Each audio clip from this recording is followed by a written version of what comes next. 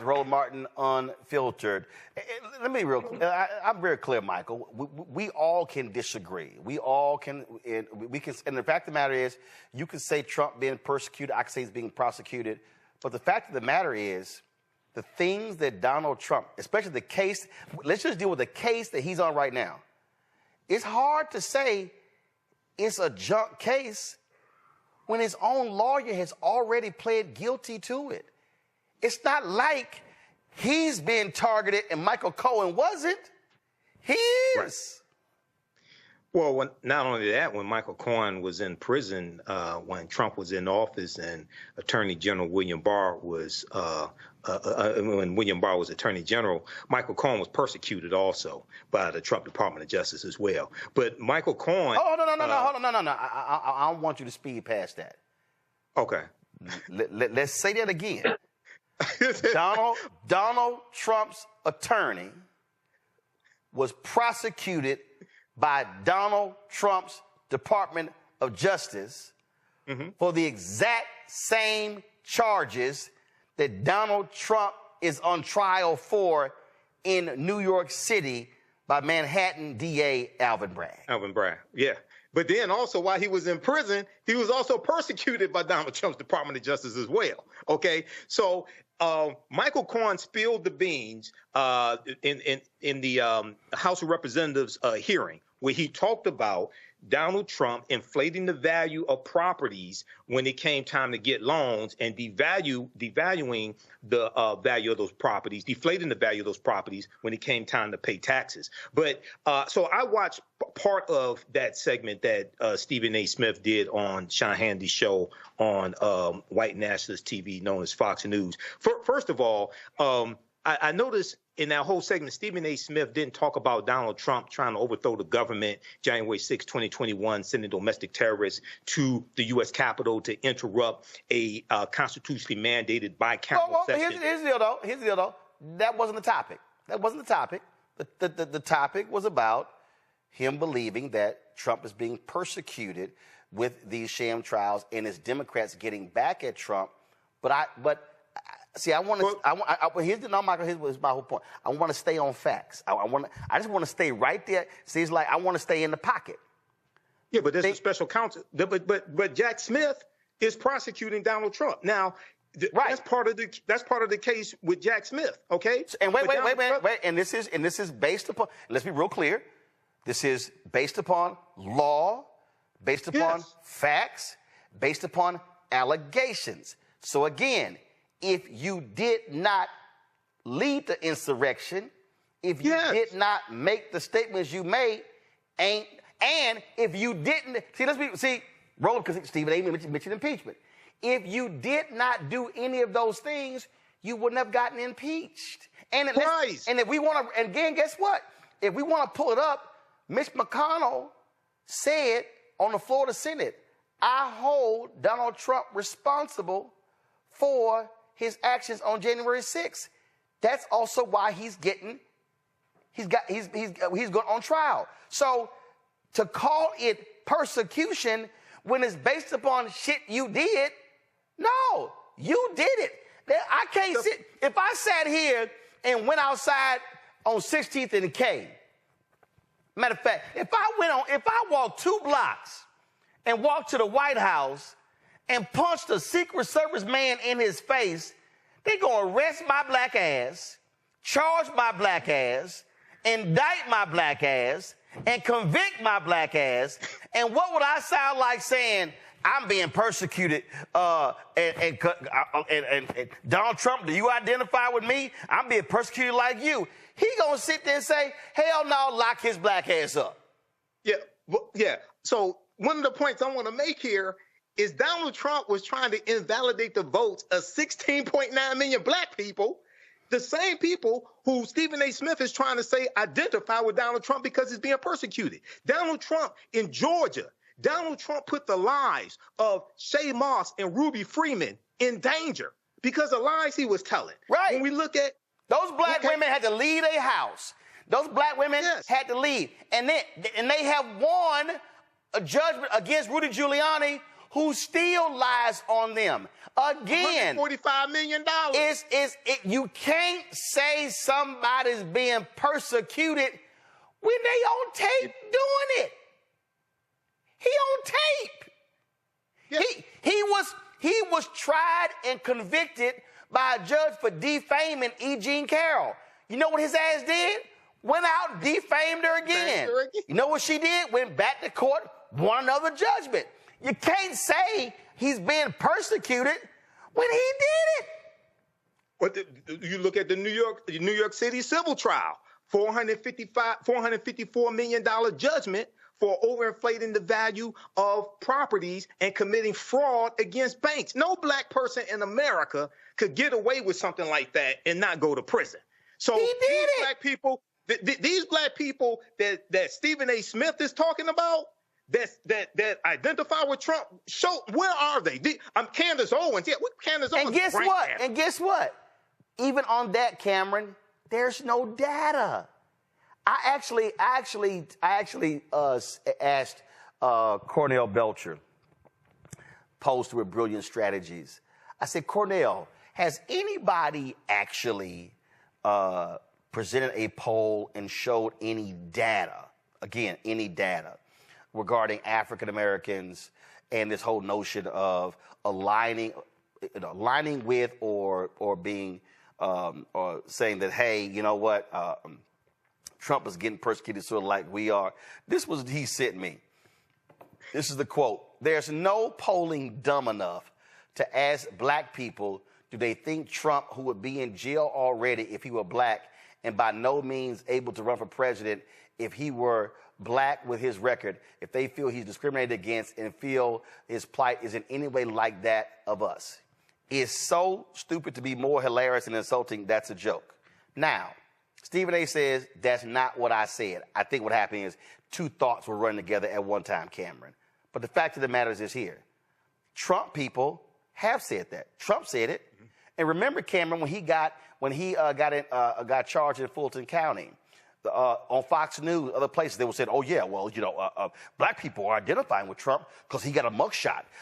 And we're going to get, they literally were like, we're going to get black votes because black people say that's unfair and Donald Trump got a mugshot. First of all, black people also know that we don't get to just show up when we want to show up and turn ourselves in and not do a perp walk. Black people also know that when we don't get to go to our doctor and voluntarily write down our weight. No, they're going to tell us, step your black ass on that weight scale and go write that down. So even Donald Trump, when he got charged, got special treatment when he got charged. Ain't nothing that has happened to Donald Trump even remotely identifies with any black person in the history of America. Roland, I so agree. Even one silly thing Trump said, he said, yeah, the T-shirts are selling out. You know who's buying them? Black people. I had so many problems with Stephen A's, even his framing there. I'm so glad in the last segment you walked down the actual data and the facts, because dealing in this space for the last 15 years, I've been on both sides of this. We'll take a poll and make it say what we want to say. Or we'll take the headline we want out of it, but it may not actually be accurate, or it may not actually tell the entire story. And I think this one little small poll is being misconstrued so many different ways and so many different headlines, and people are running with it. That is not to say that there is not work that the Biden campaign and that Democrats need to do to ensure that black people, ensure that they really earn the vote of black Americans, black men. We still have to hold that party and both parties to task in terms of showing up for us. But when Stephen A. said that, and then also, I just had a fundamental disagreement with in saying this is politicizing and this is not how he wants Donald Trump to lose. Go after him after the issues. People are going after him after the issues. But to your point, he broke the law. We all saw it. We've heard about it. He's kind of admitted it in so many different ways and in different times. The man admitted it on the courthouse steps 2 days ago. Exactly. So that's nothing about the Democrats coming to get you or the boogeyman coming to get you. That's about, unfortunately, sometimes the law, our judicial system takes a little extra time. But that's just so what happens to happen. Like no one's above the law. I think we in American history, where we stand in the world right now, are watching what is going on and how we will hold what everyone across the globe. This is the internet, social media age. Everybody's seen this stuff. They've seen January 6th. They've seen so many they've seen him admit to so many things. And if we don't, as American people and judicial system, at least prosecute and go through the process, I mean, what is there? So Stephen A. saying that this is how the Democrats are trying to beat Trump is like, no, Trump beating himself. And here's the whole deal. And this is very simple. If you did not want to be prosecuted for trying to overturn the election results in Georgia, well, then you don't pressure the Secretary of State on tape. Right. You don't. Raffensperger. You don't have folk who work with you try to impound voting machines. That happened. You don't attack black poll workers and lie about them, and you continue to lie about them.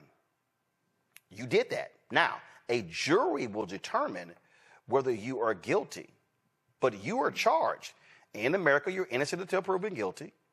He is being afforded what the system says. You go through the system. There are trials. You go through all of that. But this notion that Democrats are targeting Donald Trump because they want to beat him in 2024, when in one of the charges, he actually suppressed a payment in 2016 because he wanted to win in 2016. Let me say that again for everybody who's missing. Donald Trump feared that if the world found out that he had paid off a porn star, he would have lost in 2016. Right. He won. So his actions in 2016 actually helped him to win. You can't now blame Democrats for his actions in 2016 for saying, oh, we're going after him now because we want to win, when you've already convicted his attorney 6 years previously for the exact same thing. And like Michael said, his attorney, Trump's attorney, was prosecuted / persecuted by Trump's Department of Justice. So, Sean Hannity and Stephen A., if this New York trial is bogus and Trump is being persecuted, what you're saying is that Trump's Department of Justice prosecuted a bogus case against Michael Cohen, and Michael Cohen was persecuted. Can anybody show me any evidence of Donald Trump saying in 2018 that my former attorney, Michael Cohen, is being persecuted by my Department of Justice because what he did for me was much ado about nothing? If Bill Barr, as the Attorney General, if his DOJ felt that it was beyond much ado about nothing, then how can we say what's happening with Trump is much ado about nothing, Stephen A.? It's the same charge. Michael, Cameron, I appreciate y'all being on today's show.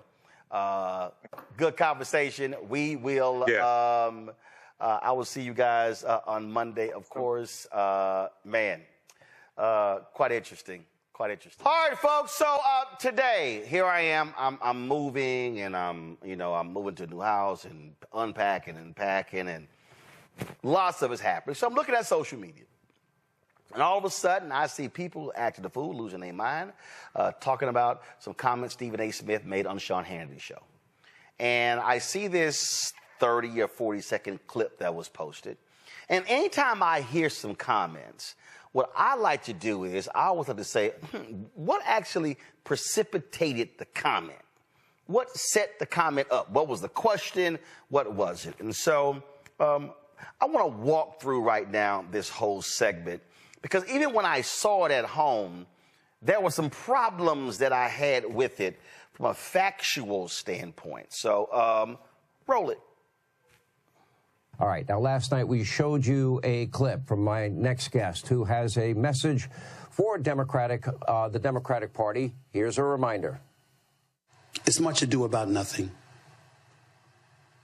To my liberal friends out there, all you're doing is showing that you're scared you can't beat them on the issues and the merits. Here now with more. ESPN host, the one, the only, he hates to admit he's a friend of mine. You can admit it. Just say it. My friend Stephen A. Smith is here. Of course we're friends, man. Anyway, great to have you. I thought that was gutsy. I kind of like your podcast because you go off into, other topics besides the area of expertise that you're in, which is sports. You said that. First, the question I have is, what was the reaction to that? Obviously, I took a lot of heat. A lot of people didn't like the fact that I said it. They wish that I had it. And when I give a damn, I'll let you know. I don't care. I'm going to speak my mind. I'm going to speak what I believe to be true. And when I think about Donald Trump, I think about this case in New York. I mean, I'm looking at the Democrats right now. And again, primarily, I have voted Democrat throughout my life, but I'm utterly disgusted with what I'm seeing, because it seems to me that they're trying to use the law in the courts. They've clearly politicized this thing with Donald Trump because they can't come up with a strategy to offset the momentum he's clearly gained. In at least 5 polls, he's up. He's up in the polls over Biden, at least 5 polls that I counted. That's the reality of the situation. Despite the counts against them, the indictments against them, being impeached twice and all of this other stuff, he is the presumptive GOP nominee.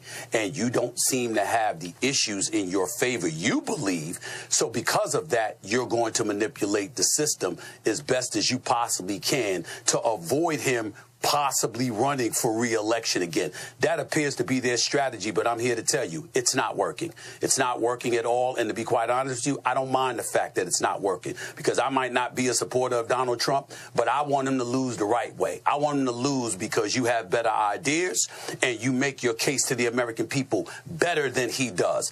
That's why I want him to lose. I don't want him to lose the way they're trying to make him lose, because I actually think that the case in New York City is pretty weak, if not flat out bogus. Have you remember John Edwards? Have you remember Gary Hart? Have you remembered some of the things that Clinton has gone through? Now we're going to talk about a hush money case that took place while he was running for election in 2016, but he was in office until 2020, and now here you are in 2024, months before another election, and he's the presumptive GOP nominee, and this is what you're trying to do. It's a disgrace. It's weak. It's pathetic. And somebody needs to say it. The Democrats need to come up with a better strategy.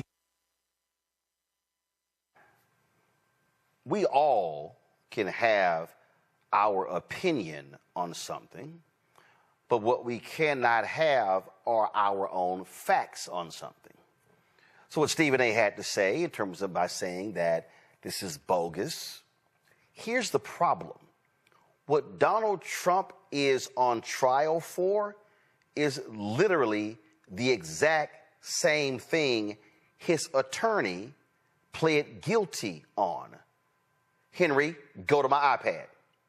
This is a press release from August 21st, 2018, from the Department of Justice, from the U.S. Attorney's Office, the Southern District of New York. It says Michael Cohen pleads guilty in Manhattan federal court to 8 counts, including criminal tax evasion and campaign finance violations. So wait a minute. If the charges against Trump are bogus, were the charges against Michael Cohen bogus?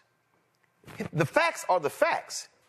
If you break the law, you break the law. Here we have the attorney for Donald Trump who pled guilty to the charges. That wasn't a Democratic setup. No Democrat made Donald Trump illegally pay off a porn star and use his attorney to hide the payoff because he did not want the voters to know about it. Let me remind Stephen A. and Sean Hannity, this happened before the election because Trump did not want the world to know that he paid off a porn star. This is called a fact. So it's hard to call Trump's trial bogus when it's literally the exact same charges that his own lawyer faced that he pled guilty to. So this is not a question of they're trying to get Trump.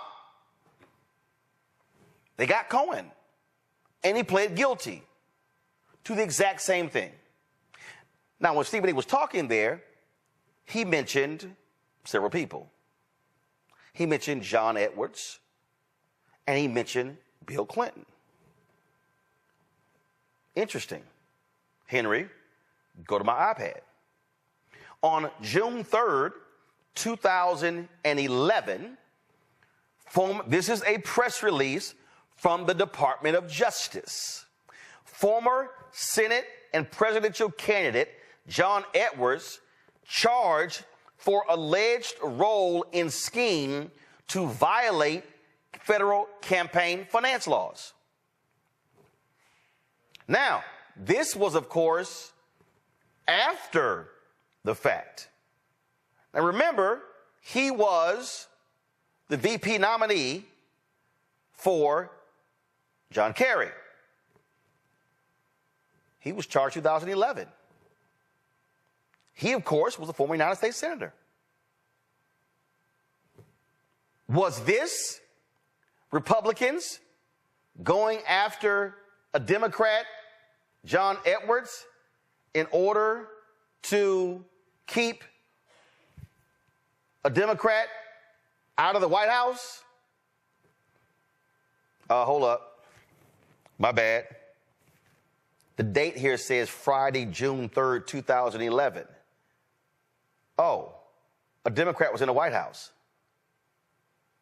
Oh, I'm sorry. Was Obama president?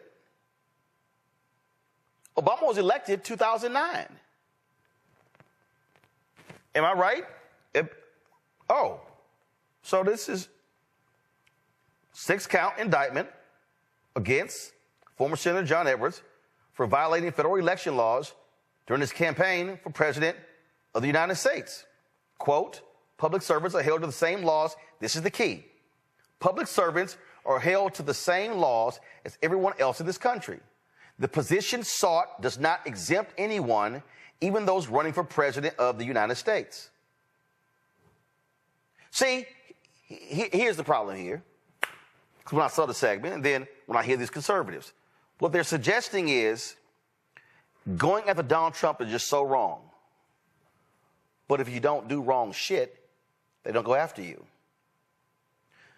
Has anyone bothered to remember that there's a reason why he is the first former president to ever be indicted after serving? Because he did wrong shit. Now, Stephen A. also mentioned, well, he did these things before he won, and they waited all this time. That's because there is a document in the Department of Justice, which, by the way, was written under the Richard Nixon Department of Justice, because it was written so he could not get indicted while president, that says you can't go after a president while they're in office. That's actually a DOJ letter. That's actually not a ruling from a judge. That's not a ruling from the Supreme Court. That's not a law from Congress. That is a memo written under the Nixon Department of Justice. These folks are facts. That's the case. Now, the actions of Trump took place before. Guess what? Can't go after him while he's president. You pursue the charges afterwards because he no longer has immunity from prosecution. So that's actually why you waited. And then when we talk about these cases against Donald Trump, when we look at these 4 indictments, okay, you got the hush money. You got that one. And then, of course, you have the federal indictments on classified documents in Florida. Why is that important? That's important because, let's remember, the Library of Congress kept asking Trump, the archives, can you turn the documents in? Can you turn them in? He wouldn't turn them in. Can you please turn the documents in? You wouldn't turn them in. Can you turn the documents in? He wouldn't turn them in. Can you turn the documents in? He wouldn't turn them in. The lawyers were negotiating with his lawyers for a very long time. He told his lawyers what he didn't have. Then, of course, he said, oh, no, I didn't move documents, but he did. He wasn't the only person who was charged. What did he? So, Stephen A., Sean Hannity, why is that a case? Because he broke the law. There's a sign above the Supreme Court says equal justice under law. This man has never been held to account. So how is he somehow being persecuted? All he had to do was turn the documents in. End of conversation.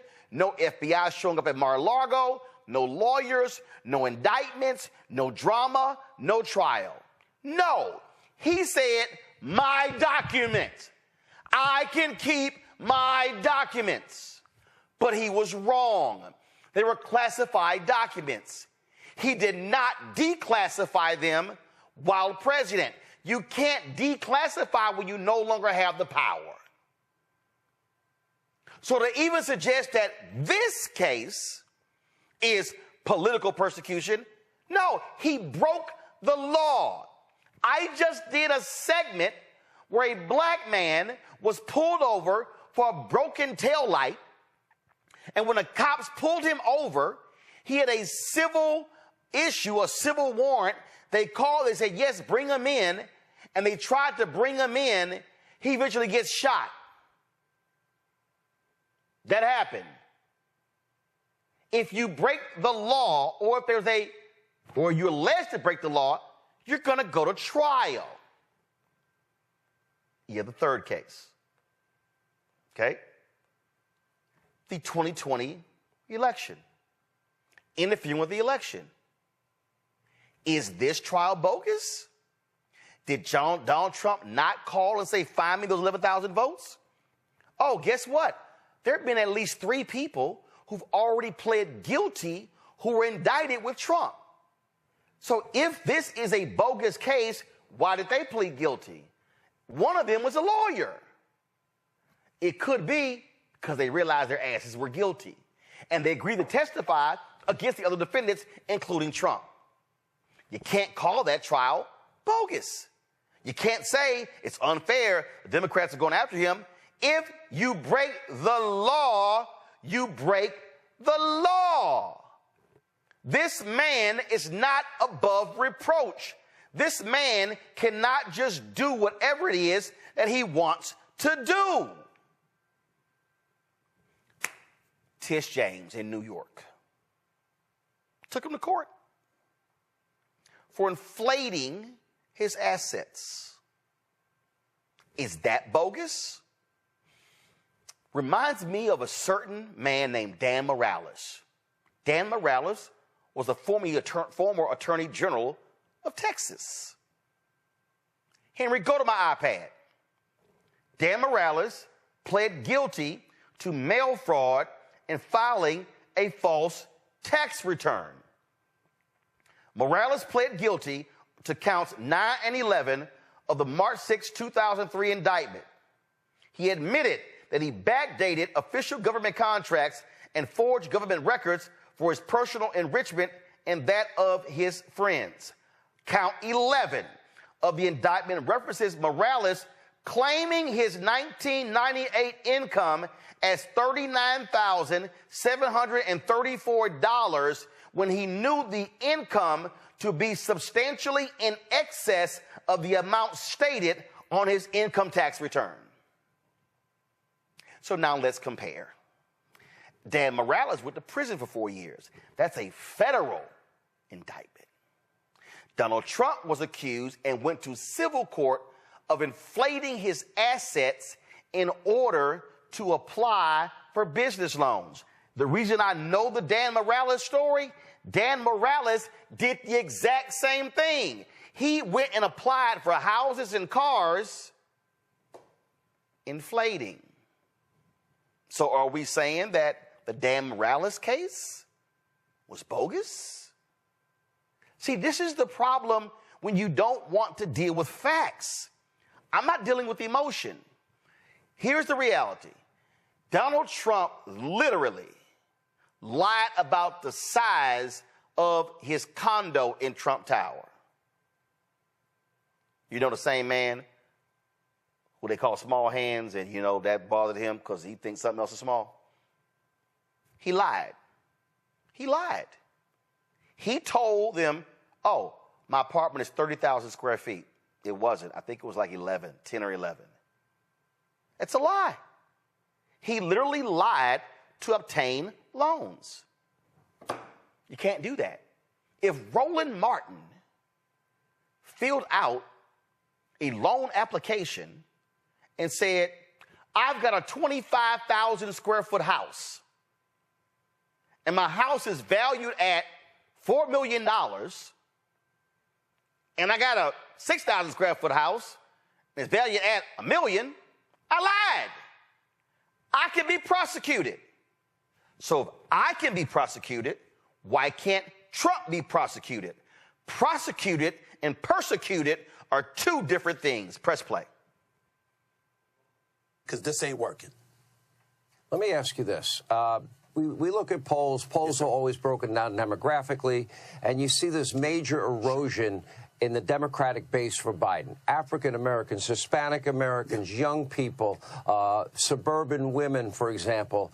I mean, numbers that we've never seen before in terms of a Democrat. If he doesn't get his base back, which I would argue he's been trying to do, starting with the State of the Union and his jacked up address, he's got no shot. And if Donald Trump could hold on to 5, 10, 15% of the numbers that he has now, he will win the next election. Why is that happening? That's my question. Right there. Now, see, right there would have been great for Stephen A. to say, Sean, allow me to correct you.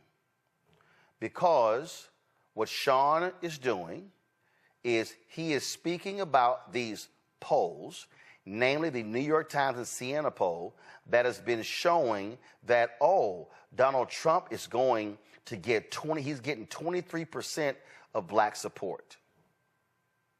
Okay? Really? That's what you've been seeing, right? Well, guess what? Do you know what Fox News hasn't done? And unfortunately, what most mainstream media hasn't done, but we've done? We actually talked to the two black pollsters who did polls that specifically surveyed black people. Terrence Woodbury did a poll for Higher Heights of America and the National Coalition on Black Civic Participation in Black Women's Roundtable. He did a poll. They specifically polled black people. Their poll is completely different from the New York Times CNN poll. Now, let me help y'all out with some basic math. If the New York Times CNN poll polled 800 people, that means they polled a very small number of black people. So of their poll, a small number of black people said, I'm backing Trump. So when the stories were done, oh my God, Trump is getting 23% of the black vote. They were hyperventilating on Fox News, on MSNBC, and CNN, and all about, oh my God, oh my God. They were like, oh my God, every single day, every single day. But then Terrence Woodbury's poll comes out, where 800 black people were polled. None of them covered it. Told a different story. Cornell Belcher, he did a poll for Black PAC, told a different story. Who did he poll? All black people. So if you're going to cite a poll on television, or in Sean Hannity's case, he tells Stephen A., 5 polls. That's where Stephen A. should have said, let me help you out, Sean.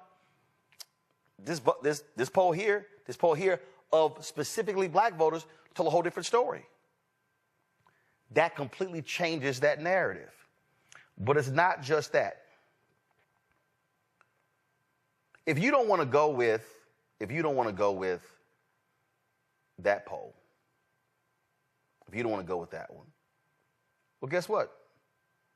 The folks at Pew recently did a poll. And the folks at Pew recently showed that Trump ain't getting more than 10% of black voters. Oops. Say what? Did you just say that? In fact, check this out. I was sitting here looking at a tweet today, and you're going to love this here. This came out, and it shows, and the tweet was, at this stage of the race, the black and Hispanic support for Biden at this stage is on par with previous years. Do you see that orange line? That's the 2020 election. The green line is 2016. So at this point, so you see right there where the purple line is, at this point right here, at about 15, 18 weeks, the numbers are on par with previous elections. This right here is net black support. Then you have net Hispanic support. So what you now are seeing Biden's poll numbers increase with black and Hispanic voters. Guess what you also are seeing while that is happening? You're now seeing Biden closing the gap in the various battleground states with Trump. Y'all, it's April. So to think that April is going to look like November is crazy. This is why research, studying, examining the issues absolutely matter. Press play. Well, first of all, the streets don't seem safe, and people want safety. We can sit up there and lament, quote unquote, law and order, which is what Donald Trump used to verbalize. But the fact is, the American people like law and order. We want our streets safe. We want to make sure that you've committed a crime, you get to go to jail. You don't sit up there and get arrested and you're out the same day. You don't want to assault people and you're out the same day. That's number one. Obviously, number two, the economy, which is usually number one, because people don't understand this when it comes, especially the black folks. Okay, let me tell you something right now, Sean. When you talk about the economy, to black folks, that means money. To everybody, it means money, but especially to us, okay, who are no longer the dominant minority in this country. Those are the Latinos. When we talk about the economy, we're not talking about, the state of affairs economically or even, the job participation rate. We're talking about the money that you keep in your pocket. When you go to the gas station and it's exorbitant prices, when you go to the supermarket and milk and bread and cheese and all of this other stuff is exorbitantly high compared to what it once was, that is a red flag to a lot of folks because the... Right there. So we want to compare an economy pre-COVID to post-COVID. Sure, we can do that. While doing that, though, we might want to talk about that the black unemployment rate hit a lower point under Biden than it did under Trump. We might want to talk about that more black businesses have been created under Biden than Trump. We might want to talk about the fact that you have corporations that continue to jack up prices even though the supply chain has been significantly diminished. We might want to talk about those different things. But here's the deal. Even with all of that, the fact of the matter is, when you look at these numbers, and this right here was the Newsweek story that just dropped last week, Donald Trump's hopes of black support stung by a new poll. A new poll has suggested Donald Trump would not garner significant support from black voters in November election. This is the Pew Research poll. It says 83% of black voters favor the Democratic Party, a 3% decline from 1994 when 86% aligned in this way. 12% support the Republican Party. This marks a 1% decline from 94 when 13% supported the party. Y'all, this is the actual Pew Research story. So, here's my whole point. If we're going to talk about black voters and what they are saying, we can't speak anecdotally. We actually got to use data. And the data totally disagrees with the assessment. Press play. Money you keep in your pocket is what tells you whether or not the economy is flourishing or not. So those are just a couple of components that come into the equation. And dare I say something that will probably be termed the most uncomfortable thing that I've ever had to articulate out of my mouth from a political perspective. But I got to tell you something. As much as people may have been abhorred by Donald Trump's statement weeks ago, talking about how black folks, he's hearing that black folks find him relatable because what he's going through is similar to what black Americans have gone through, he wasn't lying. He was telling the truth. When you see the law enforcement, the court system, and everything else being exercised. Stop. Hold up. Because I want y'all to run that back. Because this right here is where I'm like, huh?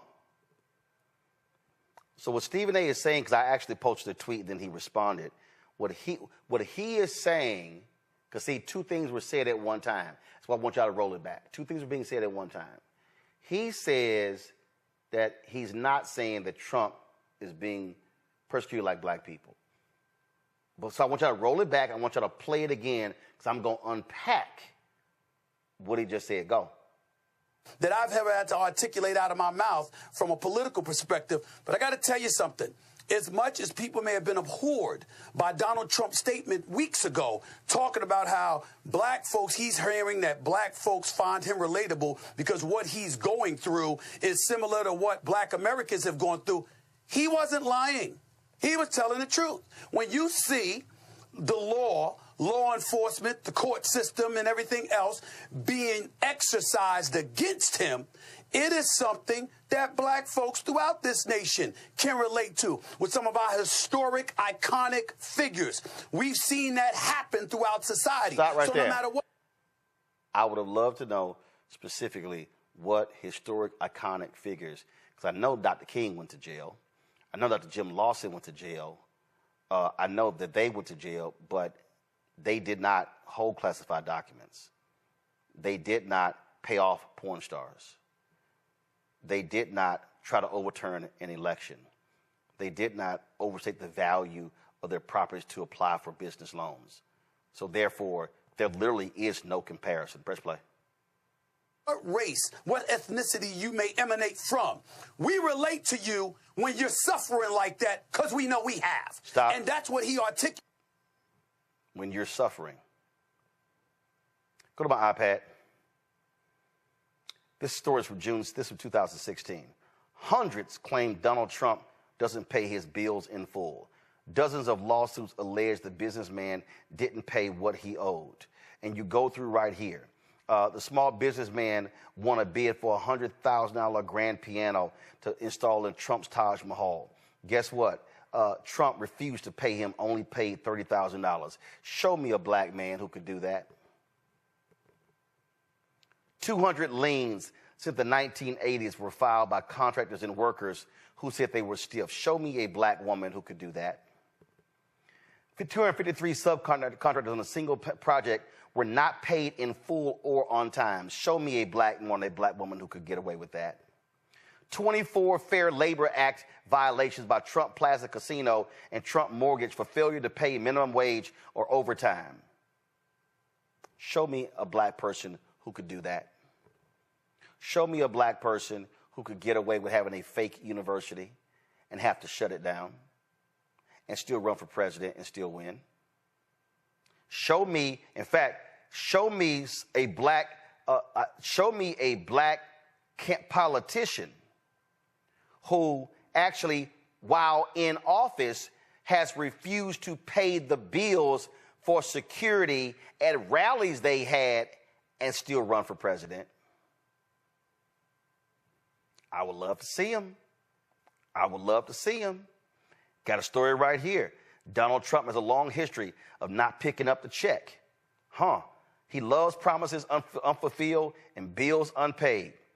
Yo, please, by all means, show me somebody black who could get away with that. Black folk don't identify with Donald Trump because Donald Trump is not being persecuted. Show me a black person, please, who could be in court and the judge issue a gag order and then this person violates the gag order. Show me a black person in America who could insult a judge and his daughter and still be walking around free. Donald Trump did that. He did that. Press play. As unpopular as it was, as much as we didn't like to hear it, it's the truth, and there's no way around it. Those are all contributing factors to the state of affairs with the slippage that appears to be taking fold when it comes to President Biden, unfortunately. Back to me. That's simply not true. It's in the data. It's in the data. Black Pact poll, Higher Heights poll, Black Women's Roundtable poll, Pew Research poll. The last four. All of that other stuff was based upon one poll with a very tiny percentage of black people. This is why facts matter. This is why data matters. Not emotion, data. Not feelings, facts. And we know Sean Hannity ain't going to cite any of these facts that counters Trump's lies because he believes it. One final point I'm going to make, press play. About racial disparity in our justice system. And you know what, Stephen A.? There has been. You're 1,000% right. Roll that back. Roll that back. I need you to roll back what Sean Hannity just said. You're talking about racial disparity in our justice system. And you know what, Stephen A.?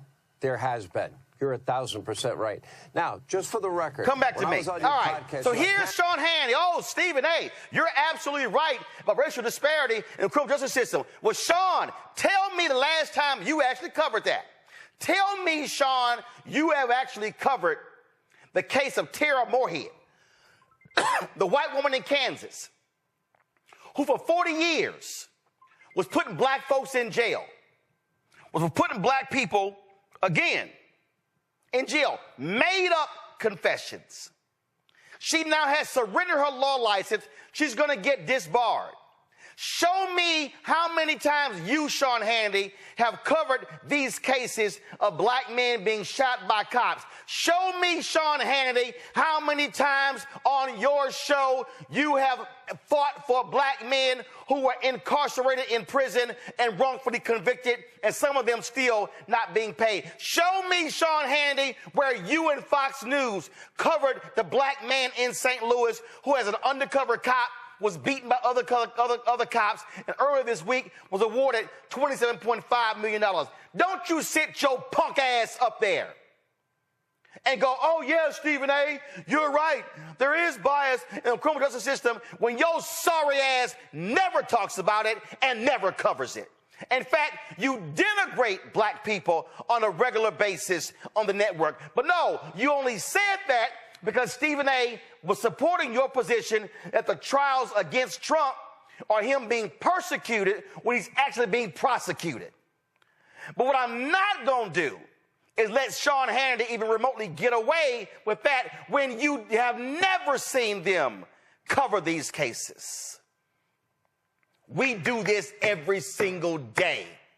And I can guarantee you're never going to see Sean Hannity on a consistent basis speaking against the criminal justice system. Because, oh, matter of fact, play it again for the folk who didn't hear it. Just run it back one more time. You're talking about racial disparity in our justice system. And you know what, Stephen A.? There has been. You're 1,000% right. Now, just for the record. Here we go. All right, Sean. Well, then you tell me, Sean, how many times have you covered black folks being beaten by jailers and by wardens in prisons? You tell me how many times have you covered these sorry, stank, nasty, decrepit prisons in Mississippi and Alabama and in Texas? You tell me how many times have you covered these cases? You tell me, have you covered the case we did earlier of the brother who was shot and killed in Minneapolis and the family filed a federal lawsuit? Tell me, have you covered the case of the brother who was shot in Alabama we covered the other day? Tell me, Sean Hannity, how many times did you do stories on the goon squad who beat 2 black men, sexually assaulted them in Mississippi, and those 6 cops have been convicted on state and federal charges? Don't you dare sit there and pimp black people with that throwaway comment when you know damn well you do not, nor have you ever, Sean Hannity, stood with black people fighting racism, fighting what's happening in the criminal justice system. And Stephen A., you should have corrected him. You should have challenged him. Y'all, if I was on Stephen A.'s show, and I've been on many times, and Stephen A.'s supporter of this show, and I can call him and text him, but his facts were wrong. The data was wrong. And we have an obligation, I don't care whose show we do, whether it's ours or somebody else's, to present truth, to present facts. And the reality is, black folks ain't caping for Donald Trump or feeling for Donald Trump, thinking he's been persecuted. Donald Trump is a rich white man who has never, ever, ever been held accountable for his actions. That man started his career on racism. They used to mark C at the top of applications, and that's why the Department of Housing and Urban Development sued them for racial discrimination. That is a fact. Donald Trump was running around talking about illegal immigrants. And who do you think was working in his estates in New Jersey and in Florida? See, I'm going to call it what it is. And we're going to speak factually about this. Let me be absolutely clear. Above the Supreme Court, equal justice under law. But we know, because we can see it with our own black eyes, that Donald Trump don't identify with any black person whatsoever. Because I dare anybody to put Donald Trump on a stage with that brother out of North Carolina who was in prison for almost 30 years. Put him on stage with black men who on death row, who never did it. Please, by all means, I can't wait to see Sean Hannity invite Stephen A. Smith back, and invite Michael Harris, because he has a long thread on Twitter about it. But talk about Tara Moorhead in Kansas City. Oh, I can't wait to see a full week of coverage on Sean Hannity's show about discrimination and racism in the criminal justice system. It's one thing I will not do is hold my damn breath. Because if I do, I ain't going to be here on Monday. I'm going to go to a break, and I know Cameron and Michael got some thoughts. You're watching Roland Martin Unfiltered on the Black Star Network. Be sure to follow us here on our Facebook fan page, The African History Network, my YouTube channel, Michael Imhotep, IMHOTEP. Follow us on our social media platforms as well, on Twitter and Instagram. We have the information here on the homepage of our website, AfricanHistoryNetwork.com. You can also register for the 10-week online history course that I teach, where we deal with thousands of years of history and what leads up to the transatlantic slave trade taking place. This is a class that I created the curriculum. I've been teaching it since 2017, on and off. Ancient Kemet, the Moors, and the Ma'afa, understanding the transatlantic slave trade, what they didn't teach you in school. So the class is discounted to $60. We're going to do about 12 class sessions, including the first session, which was an overview. We have the class lesson plan here for all 10 or 11 class sessions as well. So you can see the type of content that we cover. You can download the class lesson plans here as well. So we deal with thousands of years of history and what leads up to the transatlantic slave trade taking place. We look at some ancient African civilizations, not just ancient Kemet, but also Kush, Ethiopia. We look at Great Zimbabwe. We look at Hannibal Barca and Carthage. We talk about the African Moors as well. We have a preview of the class here also. So you can register for it. Click right here to register for the class. We do the sessions live. All the sessions are archived and recorded, so you can go back and watch it anytime. So a year from now, 2 years from now, you have full access. You can go back and watch the entire course, okay? Our next classes are Saturday, April 6th, Saturday, April 13th, April 20th, April 27th, 2024. And we do the classes usually 2 p.m. to 5 p.m. Eastern Standard Time. We may have one last class session after April 27th. We have to see how much we can cover, okay? But as soon as you register, you can start watching the content. And we're going to post the link right here, so you can start watching it right now as soon as you register for the class. The content is PG-13, so you can use this with your children. There are 80 to 100 articles that we reference in the class. There's like 15 books. You don't have to buy any books to follow along in class. And we talk about this here in the lesson plan, okay? We can't start studying our history in slavery. Even when we study the transatlantic slave trade, which is important, we can't start in 1619 or the 1440s. When the Portuguese get involved, we have to deal with hundreds of years, deal with the 800-year occupation of Europe by the Africans known as the Moors, also deal with some of the history of the Khoisan who go all around the world. There are 200 slides, over 200 slides that I put together in our PowerPoint presentation that we'll look at. There are 80 to 100 articles that we'll reference. So I picked out the articles. There are 15 books that we reference. So we show you excerpts of the book on the screen. You don't have to buy any of the books if you don't want to. They're good for your library if you want to. Also, we'll look at excerpts of interviews that I've done with some of our scholars, like Professor James Small, Professor Kabahai Kamene, Anthony Browder, Tony Browder, who wrote Nile Valley Contributions to Civilization and Egypt on the Potomac. We use those two books. Those are two of the books we use in the class.